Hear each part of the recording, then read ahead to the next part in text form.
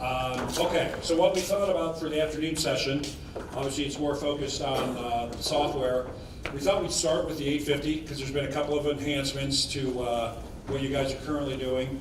And then I'm going to have Val and Dustin McKenzie come up and talk to you about Balatar. Tony and I talked about a little bit about Balatar at conference, so what that can do for you guys when it comes to in-person or however you want to use that, but I think that would be the biggest lift for you, how that would incorporate. And then we'll go to the software and talk about adjudication and write-in and what enhancements we've done in 1620 to your current version of your party election.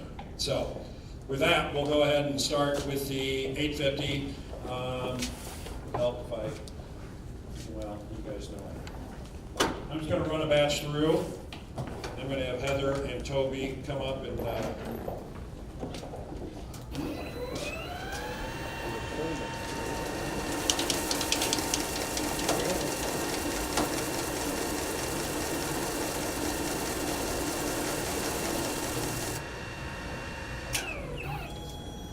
and obviously, it goes without saying, this is a huge differentiator for a county your size. All our competition is using a commercial off-the-shelf scanner when it comes to their high-speed stuff. So any issues with the ballot, and it's usually integrated with a laptop, so if there's an issue with the ballot, it might stop and say, hey, go 8 ballots back and pull out the ballot because we couldn't read it or what have you, where you guys pretty much know what 850 brings into play. So, but a couple of the enhancements from your current version, and Toby and Heather, feel free to step up and, you want to start with batch management if I save this? Yeah, we'll start out with batch management. So he's going to save this batch, which is how your current 850 functions.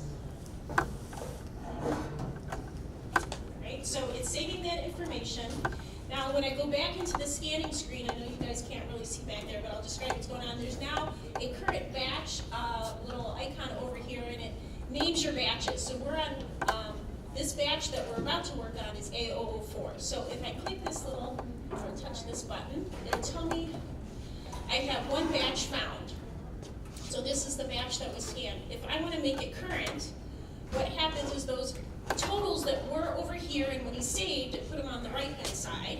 Now they're back here on the left, and they're no longer on the right. So where this comes into play is if you had some ballots and you needed to send some to your board for review, and you wanted to marry them back to the original batch, you can go and add them back in. Because you guys are still running or selecting the precinct on screen? Are you doing mixed mode, or are you doing precinct mode? We're doing city. City, okay. So, nice thing about this, if you jump over, you find a couple and you want to add it to a batch, you have the ability to reload a batch in and say, hey, I want to add to that batch, what have you. So it just gives you a lot more flexibility. So at the end of each batch, once you hit save, obviously the report can print out, hey, what was in that batch? You'll save that with that particular batch, and obviously if you ever want to go back and find a batch, you have the ability to do that. One other thing I wanted to add is I'm going to save this again. So it's going to take that quantity of 44 ballots and, well, it's actually 42 because there was some on the top end. And they're now here on the right-hand side. I can go back into my batch management. So there's that batch. And again, I can delete that batch. So I can select it and delete it, and that's gone. So you don't have that functionality now where you can go back. If you figure out that there was a batch, there was some kind of error made, and you just want to delete it all out, you can go and do that. So presently in your system, you have the ability to delete a precinct or delete all the results off the machine. Now you can go back into individual batches and manipulate them, delete them, or add to. Big lift. Yeah. The other thing that's new that I want to talk about is that presently in your system, you have the ability to export results, and it's going to export everything. So you can export results to a thumb drive, you can export things via network if you're set up that way. In this version, 6020, you have the ability to export just a batch or what's new. So you don't have to send everything off or export everything, you can just export a portion of it. So that, I think that gives you a nice lift, because obviously, your the full file is pretty big, right? So when we try to, so we can do, if we save at the end of one night, maybe go to the next night and just say, well, we can just save what's new for that day's run and not have to do the entire batch, or pardon me, the entire what's saved on the unit as a whole. We can just say, okay, what's new from our last, basically, import. Also, you know, I know we are not network currently, correct? We're not. Okay. I would think with what we have coming on drain pipe with the images now and everything for, I think networking is probably the way to go. Toby and Heather can probably speak to you a little better, but it's a hardwire network. It's Cerberus or something? Cerberus, yes. Okay. Yes. Speak to it a little bit.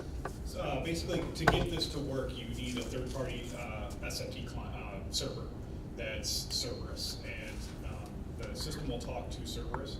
So I'll show you in the software how to set that up. But really, you'll put a user XML file on there. It'll have all of the 850s that you have on that file and allow them to log into the server and drop their files down. Current functionality works now. It's just we need to get in and get it set up for you guys, if that makes sense. I have a question about Yeah. that. So we're really into redundancy. We just, you know. You got a mic behind you, so. Does it work? Yeah. So we're pretty into redundancy here, and I just want to make sure that we're able to, so we do network, that we're still able to save on the thumb drive and have it for the backup copy in our safe. And the issue now, I think, is the number of images and how long it takes to save. So we save every night. It's usually everything that we've scanned to that point. But are you saying that because of the new functionality of choosing a batch that you would want to be saving that day? You know, because networking, like, how long would it take, you know, on day 18 of our 19-day window to be doing this? Right. So now with the batch functionality, you'll only be sending what's new. You won't be sending everything that you scan all the time. You'll only be sending those new batches from that day. Does that make sense? It does. So now you can do all of your images and everything, send at the end of the day. It'll go over by the time you come back at night. It's done. It shouldn't take overnight, obviously, but the next day you start scanning again. Those are all new batches. The other batches will be on your server, and it'll only send the new ones. Does that answer your question? Yeah. Jay? And yes, you still can use this USB stick as a backup. You can as do well. both. You can do both, yep.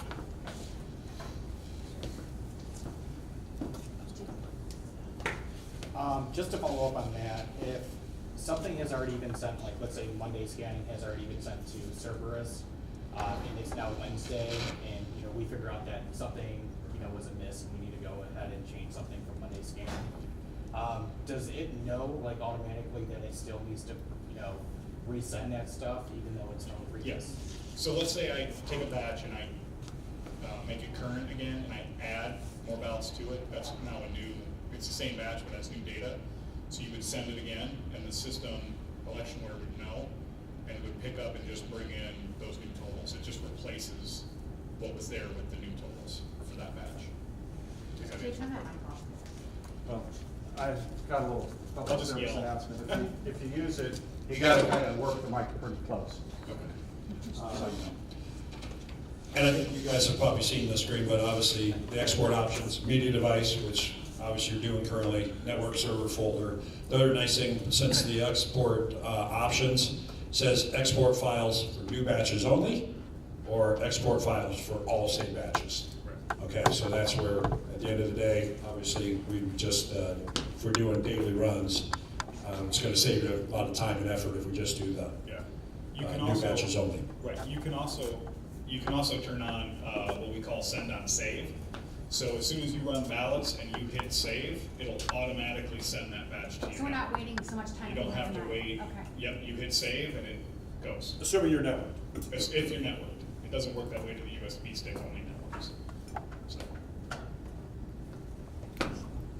Those are the major enhancements for a county your size. I think they're pretty important. Any questions, guys, that are dealing with the 850 every time? I think other than that, Heather, we hit those are the two major, right? Yeah. Nothing. But I think the batch management, the networking, and the ability to, only send over new batches, because let's face it, you guys know how long it can take to save that.